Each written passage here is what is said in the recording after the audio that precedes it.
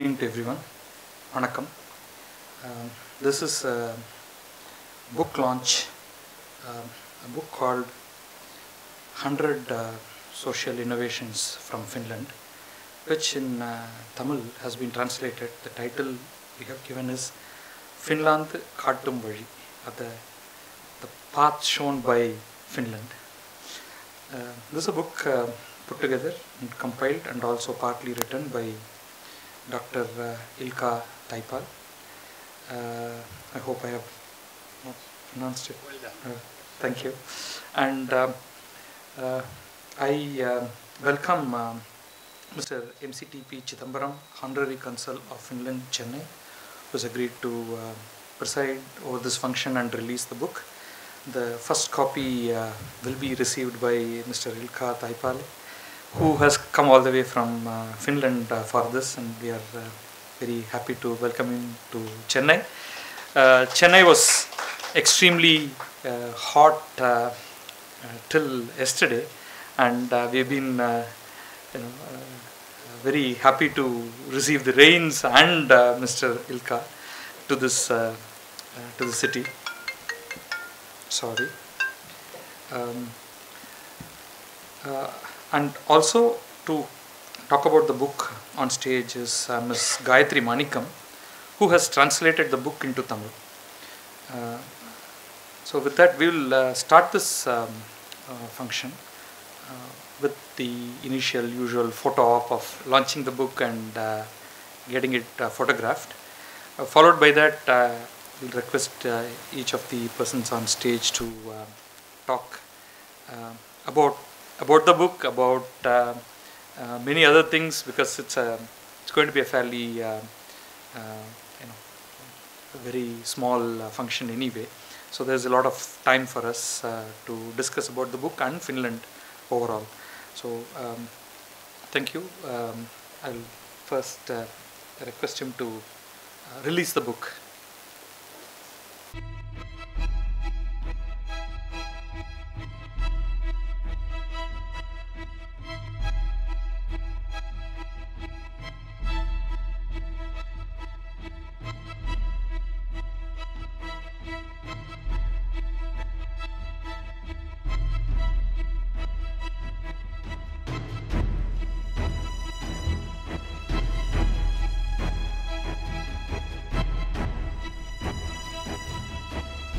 M.Ct.P. Chidambaram to address the gathering.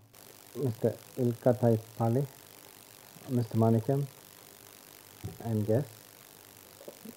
It's an honor and a privilege to be present at this occasion today to release a book. So I believe it's the very first Finnish book translated in Tamil, and to release it today in front of you all. I don't know if Mr. Taipale knows that his book has now been translated into the oldest language in the world, Tamil. Sanskrit, but not yet. No, this is older than Sanskrit. Tamil is older than Sanskrit. I think there's been a lot of confusion, not many people have known, but now a lot of information has come about to say. I had gone to address a meeting in Helsinki to a group of university teachers, and he was a chief guest at that time. And then we introduced each other. And it's such a small world. It so happens that he knows about my family, and I was wondering how all this happened, and then we went back. There are so many connections. Ever since then, I've visited their home, and Mrs. Manickam has always been a gracious host. But I did not know this side to her, that she was a writer. So I just was talking to her and asking her whether she had taught in schools or anything like that. She said, no, just every now and then I would give lessons and I would do a little bit of writing here and there. So this is indeed a great thing that she has done to translate this very valuable book in our language. In fact, I am having a copy with me. This is an English version. This is the second edition, is it? Yes. Yeah. I had a few books, And I haven't gone through it cover to cover, but there are so many useful things that one of the things I did was I presented a copy to the Commissioner of Chennai, hoping that he could pick up from it. But I'm sure his desk is full. He has so many things to look into. But I do hope he gets a time to look into it one of these days, and he can initiate a lot of things. I was briefly going through this book, and one line caught my attention. This is the one in English. At the introduction, Mr. Taipale says, the very first paragraph, he says, when Mohandas Gandhi was asked, "What do you think about Western civilization?" he replied, "I think it would be a good idea." That's a great one. So I think there's so much covered in this book, innovations in daily life. It's mainly innovations for yes, for better living, for better standard of living, health, education, and things like that. And he's covered topics under administration, social policy, health, culture, regional, civil society, and everyday amusement.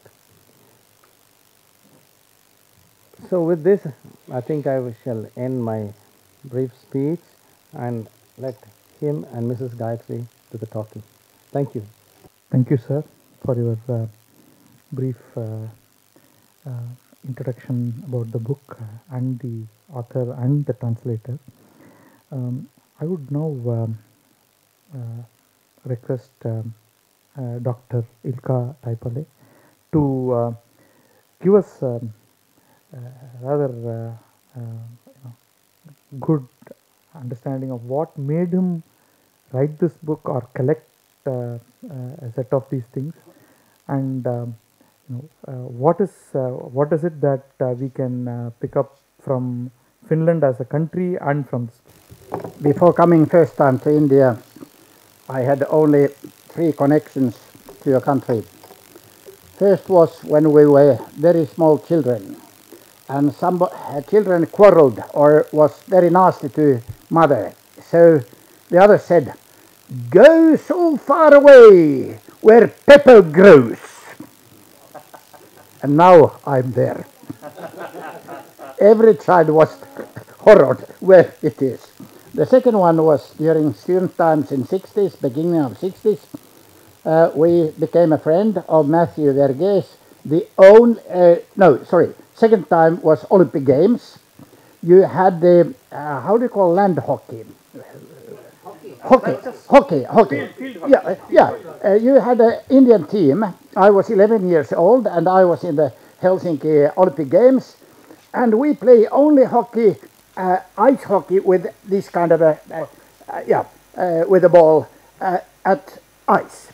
And we saw Indians to play on grass. And we thought that they are crazy. But they were so nice looking. I think they were Punjabi because many of them were having this. Yeah. And the third one really was 60s. When we had in Helsinki University, the biggest university, only 2 really foreigners. The other one was Matthew Verghese, who became the only Indian who became economist, well-known man, and he made the first cookery book even that time. And he was married with a Finnish girl, Helena, and when they walked at the streets, one old lady came to Helena and told, "Be careful, that man might be dangerous." So Helena told, "Yes, I know, we have 3 common children together." and the other one was an African from Namibia, and he became the Minister of Health after that. Okay, let's go about first the book. When it came 10 years ago, 12 years ago into Finnish language, when Finland was second time the presidential country of the European Union, nobody was interested on the book. No, it was not sold much. We gave it free of charge, mainly everywhere, because why to write about things which are self-clear, like clean water in Finland, or free education, or kindergarten, or this and this. What is new in this book? Nothing new. And then it started to become in other languages, first in English, then in Taiwan. It was one of the bestsellers, non-fiction bestsellers, 17,000 copies in Hong Kong, Macau, and Taiwan. And then it came to Korean. The Korean ambassador and wife translated it and gave to 700 leaders of Korean, South Korean industry and commerce and politicians. And it's a textbook in the governance school of the government of Korea. Then Finland started, might be there is something new. Finland was so keen about technological innovations, so talking only about Nokia, ABB and Wärtsilä and Kone, etc. So they did not recognize that the technological innovations are based on social innovations and also education. And we started to protest about this narrow viewpoint.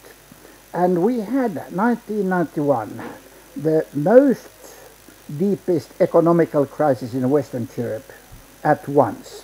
Although before that we were very prosperous, 20% unemployment at once, bankruptcies, etc.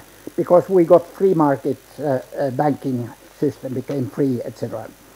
So the government decided to put 3% of GNP to development and science and development. And it went up to 4% at the best. Now it's about 3.4 because Nokia has gone down. But it was the way of going up. And so later on this book has been translated into, now this is the 32nd language. And when it comes still this year into perhaps 6 languages, it is the second most translated book after Kalevala, our national epos. So please don't translate Kalevala too early to Taipale, that I can compete. But might be, I'm not sure, but because it's under translation into 50 languages, might be that it will compete with Kalevala even. Kalevala has had time 170 years to be translated, and this is 10 years. So you see that social innovations and social policy becomes everywhere very, very much more important. Even our former president Ahtisaari told that the most dangerous thing in the world is 300 million unemployed young men and 300 million uneducated women. And social policy and education are the best things to do something. So briefly about our history first. We are forest people, really forest people, and we have been under Swedish power from really 1500. Of course a little bit further, but then Sweden became a state. So about 400 years, 300 years. And then Napoleon sold Finland to Russia, Alexander I, 1809. And we became a Grand Duchy, autonomous Grand Duchy of Russia. We had later, when we were autonomous, own money, own border, own customs, own stamps, own money, etc. And even we did not have military at all. And so it was a prosperous time to make business. When our people went to make agreements with Spain, Russian,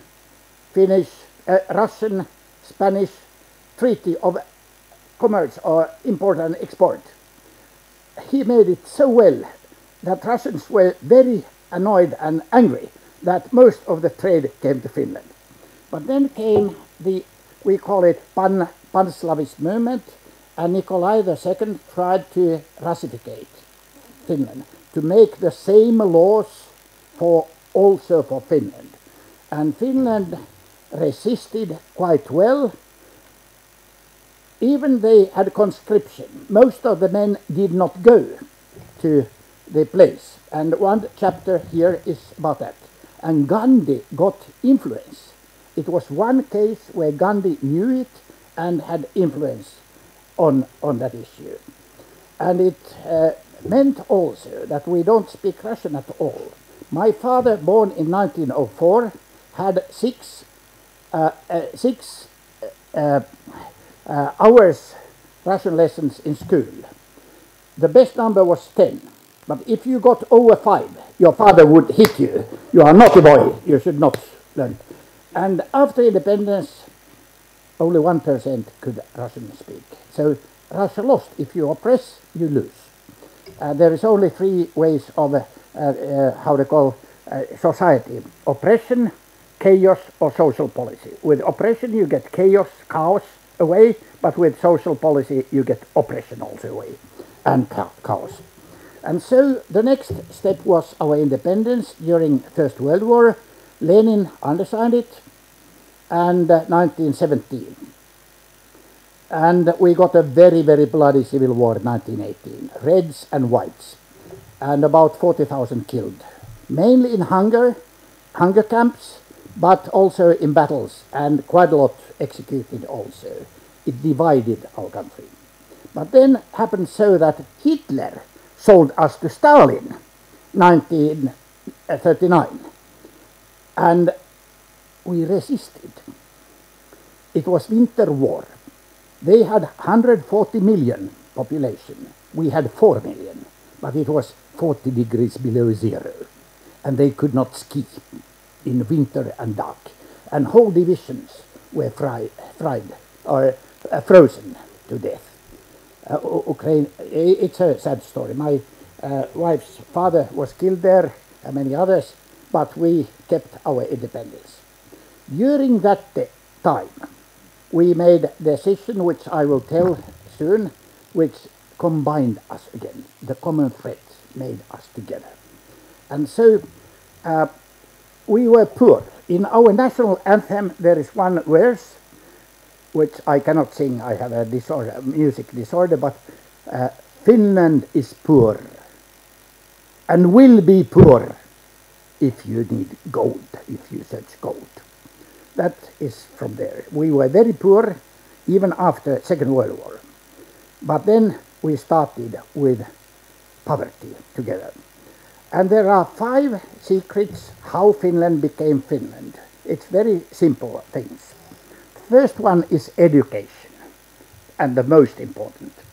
We had a bishop 1687 who told, it was a rule, you cannot have weddings, you cannot marry if you cannot read. Of course it was Bible, but Bible, you had to read Bible, but you could not get married. And of course you understand the young man what he wants. He has to read first. And so education started then with divided schools for ordinary people, 4 years, 6 years, then 8 years, and for those who would liked more education, there was gymnasiums, and about half people went to the different things. 1971 we got a comprehensive school for everybody, and the most important again, everything is free. From the beginning to university. We have 4 children, and all of them have got free education from university until university, and also later on we started when I was a student, our student movement started also the student housing or homes for students. We have 40,000 of them with a population of 5.5 million, and then also subsidy. We pay for students that they really study. They don't need to work, which is also bad. They should work a little bit, but in any case. And sooner or later, in 5 years' time, we will get also kindergarten free of charge. That means that we are happy taxpayers, really happy. We, in my family, we are doctors with wife, we paid 40% up to 45% taxes, and nowadays at pension we pay still 40, but we get the money back. For children, if I would get a heart operation, I would pay $100 or less, which means only hotel and eating if you can eat after operation. But in any case, other thing free, and a lot of other services are also free. So there is not a protest against taxes. The teachers are educated in universities, which is important. They were called already 100 years ago the cadres of the villages. I think in many other countries also, teachers have been the spearhead of the, how they call, development. And that is, we put about 6% of our GNP to education nowadays. Military gets 1.7, 1.8, but this was the first. The second one is municipal autonomy. Nowadays we had 600, but now we have 300 different municipalities, including cities. And they are autonomous, and they have taxation right. Out of the taxes, for instance, Helsinki, capital city, gets 18% of our salaries or pensions to Helsinki city budget. And all the services, except university and police, are managed by the municipalities. Hospitals, healthcare, old people's care, child welfare and kindergarten, how they call vocational schools, all organized, either by one municipality or a league of municipalities, or a and this has been very important, that the decision making is from the below, and not from the state and not from the province. And of course some of the municipalities are more poor than others, so there is a state subsidy which is bigger for the poor municipalities than for the big. So Helsinki city loses a little bit, but we are not unhappy about that. It keeps our country quite peaceful. It's also another issue that we have had two big parties. City parties were left-wing Social Democrats, and in former times Communist Party even, and countryside party, rural party, which has been always in power. So everything has made in compromise. The third thing is, of course, equality. I look at these men on the wall, equality between men and women. In agricultural societies everywhere, women have worked, but also in industry, all Finnish women have worked. We don't have a housewife culture. In some upper class families it has been, but everybody has worked. During wartime, women worked in factories, and after wartime also. And Finland was the first country where women got voting rights. New Zealand got it a little bit earlier, but right to be elected to parliament, 1907.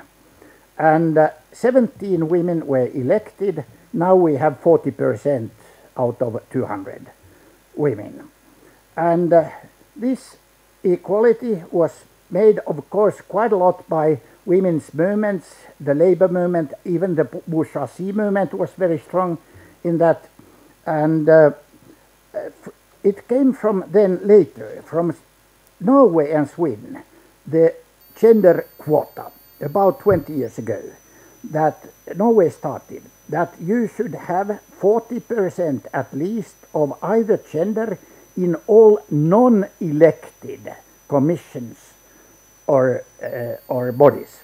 Elected bodies, you can have what people want, but after that you have to have in city council, city executive board, also in social commission of Helsinki city, and even in parliament about 40% either gender. And it has been quite effective. people ask elsewhere, are you happy? I tell that, do you know who made the law? We men. We were majority. We could have resisted, but we made the law. So that has been very important. And then you know also father leave. It came from Sweden. When you get a baby in a family, about 20 years ago in Sweden, Sweden started, Finland got it also, you get father leave also. About 2 weeks at the beginning, and now it might be longer, I don't know these details, but even 2 prime ministers have used it, and now our president got a baby, but he's not in a civil servant job, he's elected, so it might be that he even uses this opportunity. At the beginning, everybody laughed. That, well, when fathers get leave, do you know what they go? They go to pub, they go to fish, etc. Of course, I went to pub also when I was younger. But now they really take the baby and keep it, and they help the mother, etc. Of course, nowadays we have a fertility rate was 1.8 and going down to 1.6, but at that time there were more babies among us. So the fourth one after this is NGOs, non-governmental organizations. We have about 100,000. And it started during Russian period, trade union, women's union, anti-alcohol movement, etc., cooperative movement, all started 1880s. In many countries also. But in our country, they were one part of making the nationality, Finnish nationality also. And in our countries, you cannot be a politician without being a member of 20, being a president of 3, and without establishing one new NGO. In former times, they were economical, they were more concrete things on which you had, of course, hobbies, philatelists, stamp collectors had it, but now we have organizations for every dog race even. But they are more formal and network-like. But for instance, we, with my wife, we have established about, might be 30 of those. The last one was Prison Reform International Movement, one part of the movement which is growing elsewhere also. But the first ones were quite interesting. One is here, November movement for the dropouts of Finland. It was already 67, but later on, Union of Conscript Soldiers, 1970. You know how furious our generals were, but really they were bossing, they were kicking the conscripts, and the soldiers started to protest. Now it is 50 years old organization. Then schizophrenics, you call them lunatics, 20,000 are organized in Finland. Learning disorders, even those who hear voices, which does not mean that you are mentally ill. You can be very healthy, but you hear voices after some catastrophe, etc. We have a movement even with them, etc. And this is not only specific, but there is a system how to finance. 1937, these NGOs made a coalition, and all the gambling in Finland, all the one-handed robbers, all the lotto, all the betting, even the horse betting, they are in the hands of NGOs. Mainly poor people bet and lotto, but the money comes back to them, to the NGOs. They are financed, all the social and health organizations, Heart Association, Lung Association, etc. They get their main money from this part of the games. And it's monopoly. It's not monopoly like in some countries, monopoly of mafia, but it's monopoly of NGO mafia, we call it like this way. And also the Ministry of Education, even Ministry of Foreign Affairs and municipalities give subsidies to NGOs. So the basis is municipal autonomy and this organizational network around. And they have quite a lot power to pressure on laws, etc. But the last thing, which is perhaps politically most important, is consensus society. We make everything together. I told about Winter War. At January 1940, there was made an agreement. It's called trilateral agreement between employers, trade unions, and state. All the laws which are considering social politics and labor conditions and salaries, etc., they have to be made in consensus, not by one part. And it has worked until now. That means 77 years. Of course, there has been very many difficulties, strikes, etc., but it has mainly worked. And the other thing, of course, is that we have coalition parties. We don't have majority parties by one party. We have majority governments, but they are always three parties, at minimum two parties. We have 4 big parties. Now 3 are in, 1 is out. Next time 1 is out, next in. So they have to make also compromises.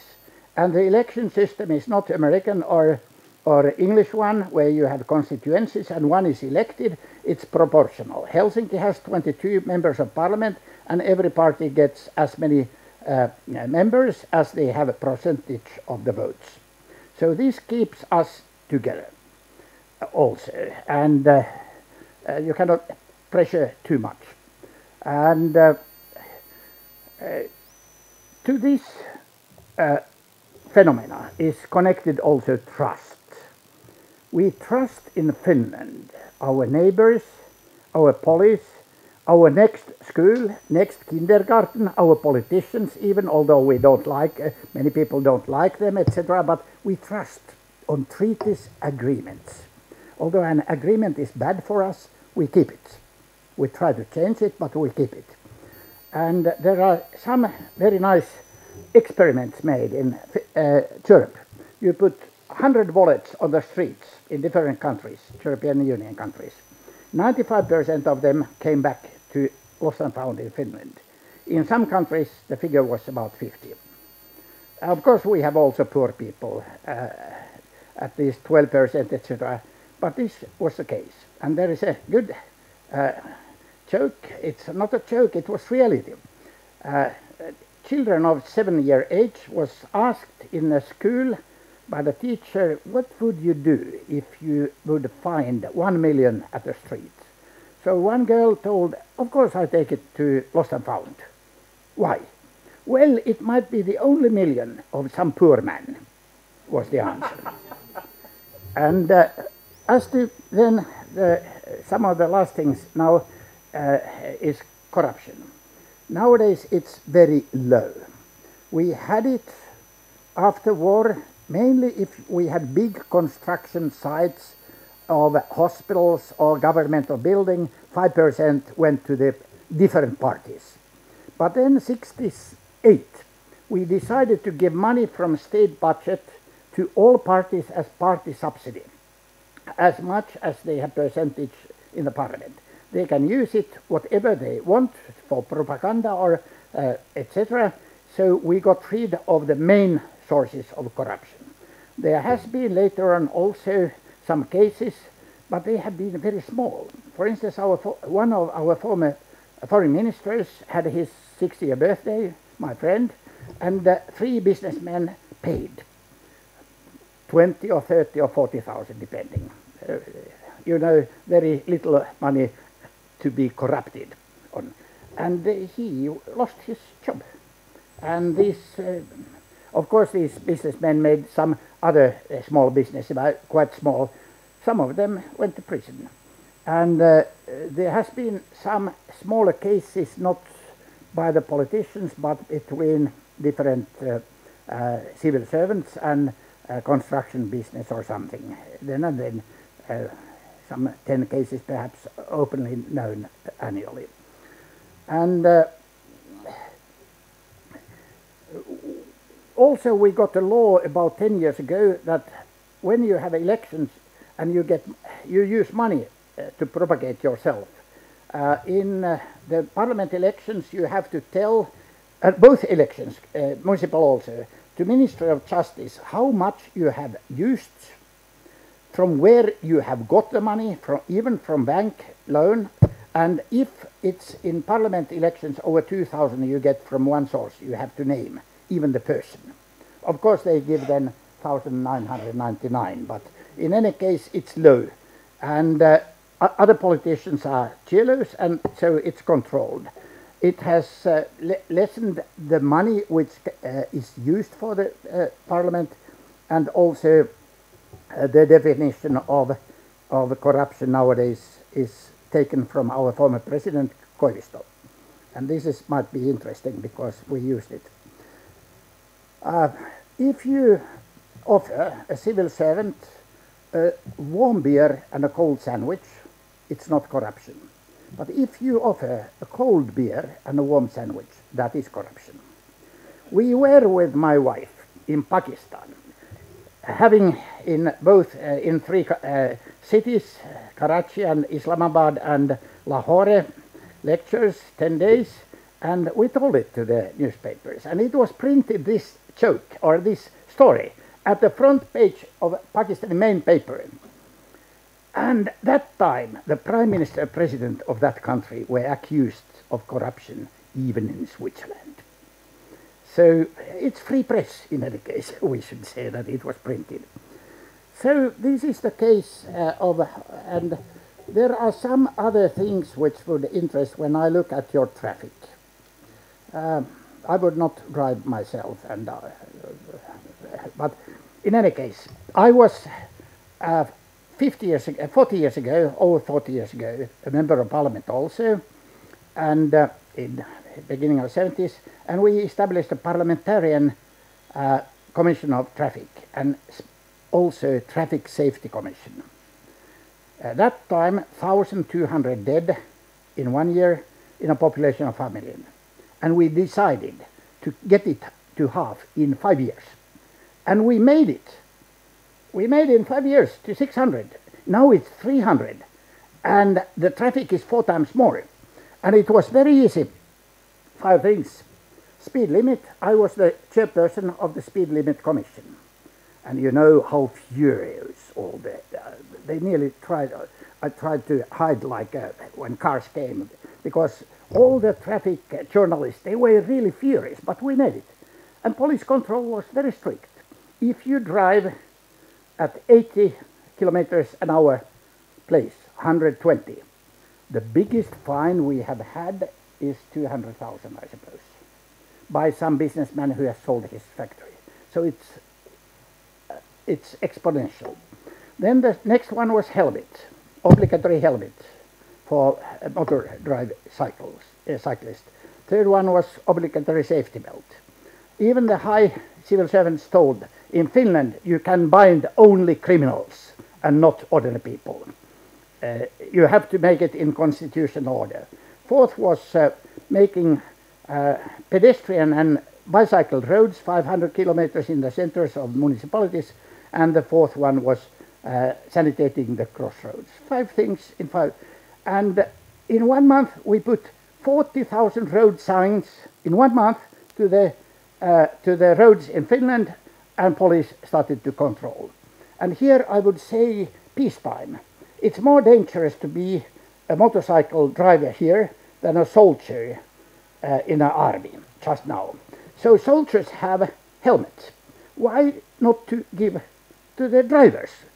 In any case, you should make it obligatory very quickly, because I also established the Brain Damaged Association in Finland. So this is what I told about this book, and perhaps there are our lady Gayathri, who translated, which means that you have very, very intellectual ambassadors, and especially wives of ambassadors, who just saw the book and thought, I will make it. Perhaps you want to say something about what was the feeling, because I was very astonished. We met each other when the book came in a Punjabi language, and you got the book there, and you decided to make it. So thank you very much. Yeah. I have a colleague, Mr. Marudan, who edited the book, and I think he would love to visit your country, because I could see him. These are all his views go very well with all the things that you have described. So it, what we may call as socialist heaven on earth. Thank you. I would like to invite Mrs. Gayathri Manickam to talk about her impressions of the book and what made her translate it, and her experience of translating the book itself. எல்லாருக்கும் வணக்கம்.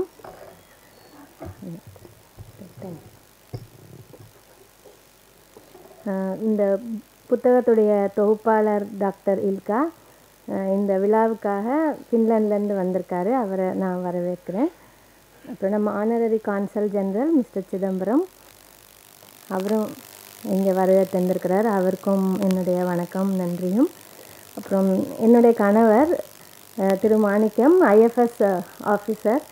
அதனால் எனக்கு அவர் கூட நிறைய பல நாடுகளுக்கு போகிற வாய்ப்பு கிடைச்சிது. அங்கே பல நாட்டு கலாச்சாரத்தையும் அனுபவிக்கிற வாய்ப்பும் கிடைச்சிது.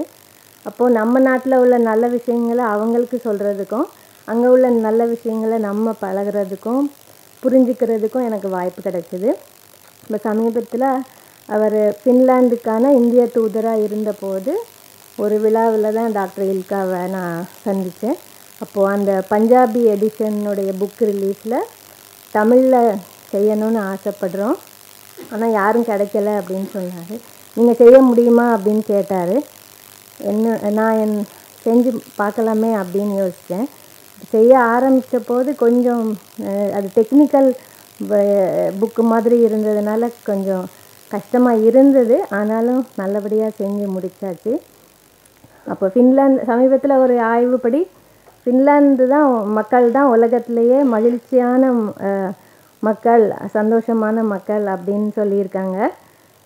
அது -42 டிகிரி குளிரில் பல மாதங்கள் சூரிய வெளிச்சம் கூட வராத ஒரு நாட்டில் மக்கள் இவ்வளோ சந்தோஷமாக இருக்கிறாங்க அப்படின்னா எனக்கு தோணுச்சு, இந்த மாதிரி கண்டுபிடிப்புகளும் அவங்களோட ஒழுக்கமான நடைமுறைகளும் வழிமுறைகளும் தான் அப்படின்ட்டு எனக்கு தோணுச்சு. அதில் நிறைய பல நல்ல விஷயங்கள் இந்த புத்தகத்தில் சொல்லியிருக்கிறாங்க. சில விஷயங்கள் இந்த மதிய உணவு அந்த மாதிரி இதெல்லாம் நம்ம நாட்டில் ஏற்கனவே அனுபவத்தில் இருக்குது. இன்னும் சில நல்ல விஷயங்கள் நம்ம எடுத்துக்கலாம். இந்த புக்கை பற்றி நிறையவே அவர் சொல்லிட்டார் ஏற்கனவே. தமிழில் இருக்கிறத எல்லாருமே படித்து நம்மளும் பயனடையணும் அப்படின்னு விரும்புகிறேன். இங்கே வந்திருக்கிற எல்லாருக்கும் என்னோட நன்றியும் வணக்கமும். Thank you, ma'am. But we are almost at the end of our evening. If any of you would like to ask a question or two to him, we can do so. We have few minutes. Yes. First of all, warm good evening to the dials members and then the dignitaries and viewers. My first question is, already we had some detail about Finland, and we have some detail about with respect to the educational system and then the political system in Finland, which is very great thing when compared to other countries in the world. So what is the main thing, or what is the best thing, or what is the best mechanism is having Finland with respect to an educational sector, and how you people are made that a great achievement in with respect to educational sector, which is where we are fighting still in terms of educational sector to provide a best education in India for all our children, our upcoming children as well. So what is the best idea, or what is the best innovation thing has to be implemented in our Indian country to has to be followed for best education to our peoples? Thank you. It's very difficult to tell to other countries what they should do. But in many countries, perhaps, first of all, if you are very poor, what you have we had only forest, lakes, and people. And people are the strongest by education for everybody, women and men. You get the whole resources of the brains to be used. And it's possible only for poor people to give it free. And if people don't have food at home, you give food in school. And in our country, who invented the school meal? It was military people. Because our young people were so thin that they could not be taken to army in 1920s. So they started to be fed. And now our army does not take those who are too fat. This is true. But I don't know what is the best way. But when we looked in Asian countries, which now in international standards had gone a little bit further than Finland, Taiwan, was it Shanghai, South Korea? Yeah. But the educational system is that they read everything 12 hours. When we were in Taiwan at the home of the former Charge d'Affaires of Taiwan and Finland, the lady, her wife, had made 2 books about Finnish education. Bestsellers in the biggest bookshops, 30,000 copies. We went at evening, had a small meal. The girl there had a private teacher at home 8 o'clock at evening. And Chan, who was the charge d'affaires, told, I don't like this, that the rucksack of my daughter is more heavy than my suitcase when I go to work. So problem-oriented learning has been one of solving togetherness. Perhaps you, as an honorary consul, know about. I cannot compare with the Indian system. But Consul, I have quite often I am bombarded with this question that you asked. It so happens that it makes it easier that I myself have been in education for the last 30 years as an honorary secretary of our family's charitable institutions. And I've been traveling up and down to Finland and back. And what I realized is the Finnish system is not something that you can just lift from there and bring it into India. My first understanding was it had a lot to do with their own culture, the way of life, and the way they interacted. It is, when you come down to it, it is the methodology of the teaching, and you'll be surprised to know that, like he just now said, that the child in Taiwan is studying for 12 hours. I think that is in most of Southeast Asia, it's like that, in India too. And over there, you'll be surprised that their lessons only range between 4 hours, 5 hours in a day, and the rest of the time they are free. They believe that the child learns while interacting socially and on the play field, and they believe in phenomena-based learning, which is they don't sit in the class all the time. If there's something to be studied, some subject, the teacher will take them around, and it's all not textbook oriented.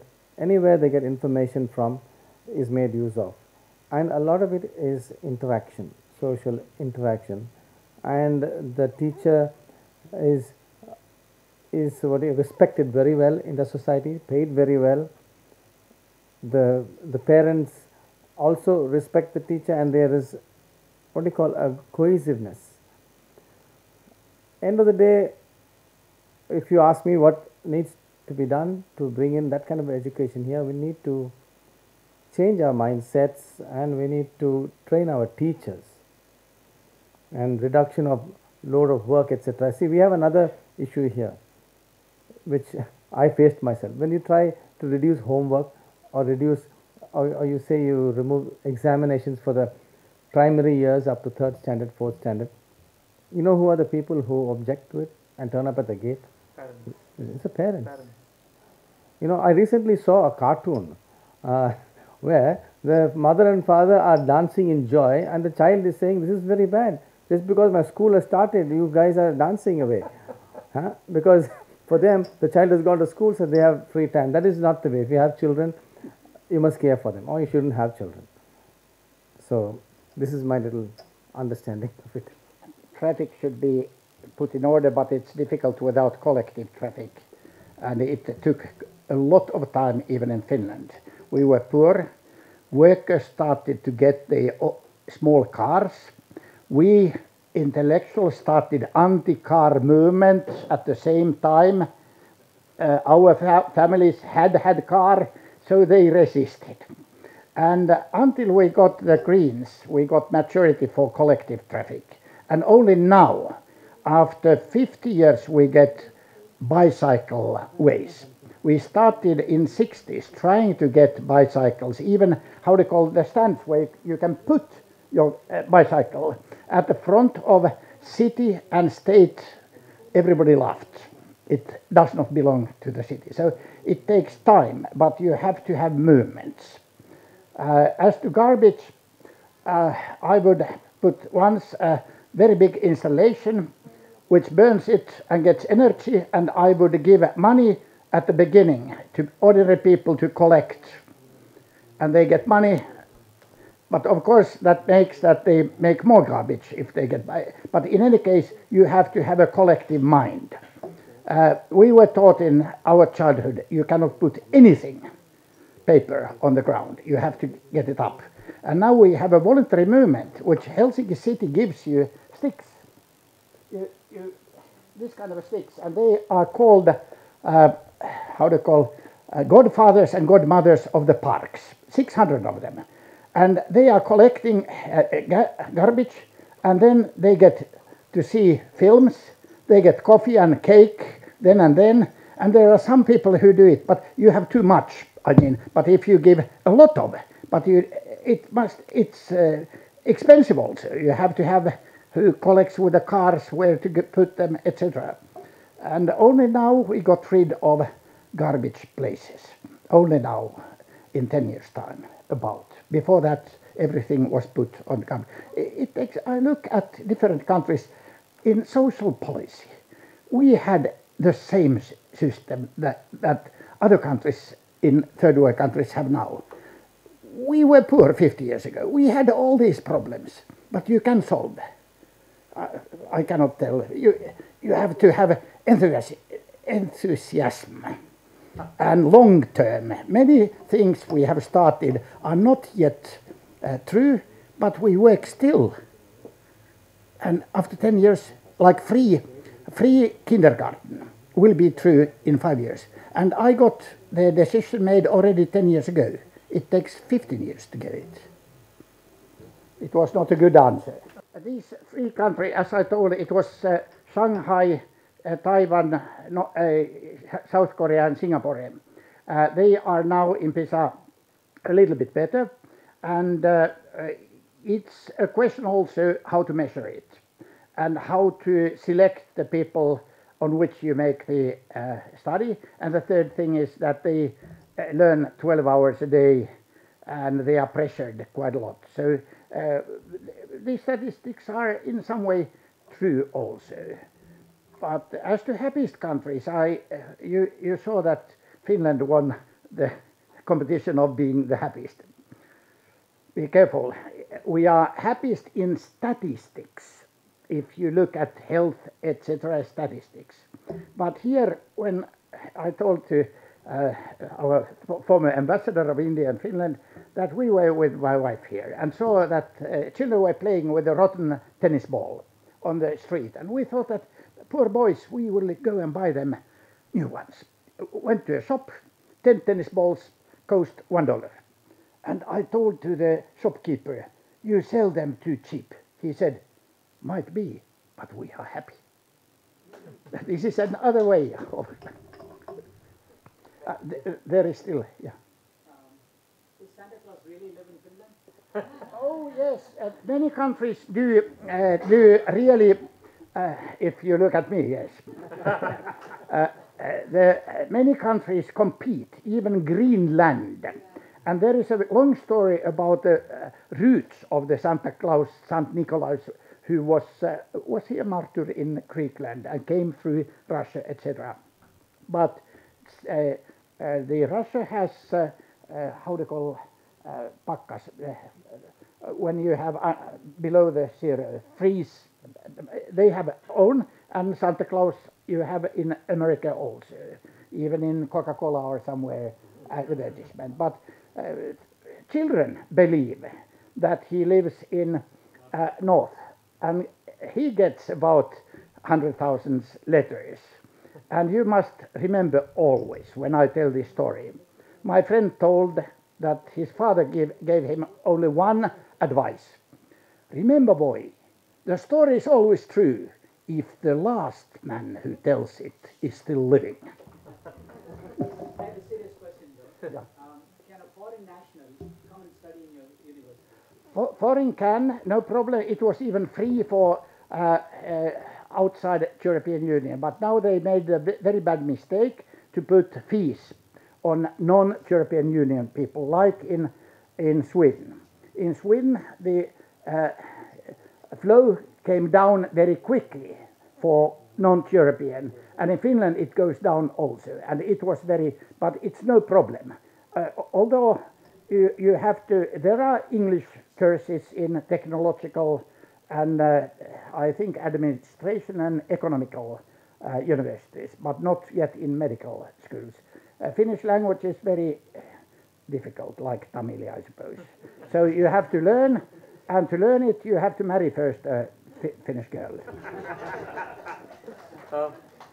Thank you. So with that, we'll close the program, and you can talk to him informally. It was wonderful. The whole presentation of it's Finland's history to its social innovation. So thank you, sir, for the speech as well as the book. Now we are very happy that we have the book in Tamil, and we hope to take it to all kinds of people, from administrators to legislators, and let's see if this percolates down to our policies here in this state. Thank you, sir.